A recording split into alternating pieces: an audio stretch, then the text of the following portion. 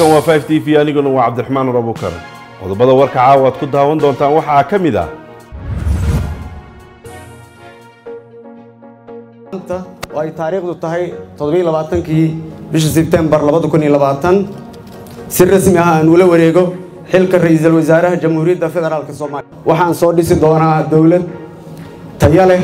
oo dardar gelisa howlaha mudnaanta iyo hortabinta u leh dalka ra'iisul wasaaraha Soomaaliya Maxamed Xuseen Roble ayaa maanta si rasmi ah xilka ula wareegay asagoo kala wareegay ra'iisul wasaare ku-xigeenkii hore ee Soomaaliya madaxweynaha dalka Kenya Uhuru Kenyatta ayaa si rasmi ah dib u furay garoonka ciyaaraha Nyayo Stadium madaxweyne Trump oo garsoore cusub u magacaabay maxkamadda sare ee dalka Mareykanka daawadayaal qodobadaas ayaa ahaayeen qodobadii ugu door korona warkeena caawa iminkana u diyaar garooba qodobadaas iyo qodobo kale faahfaahsan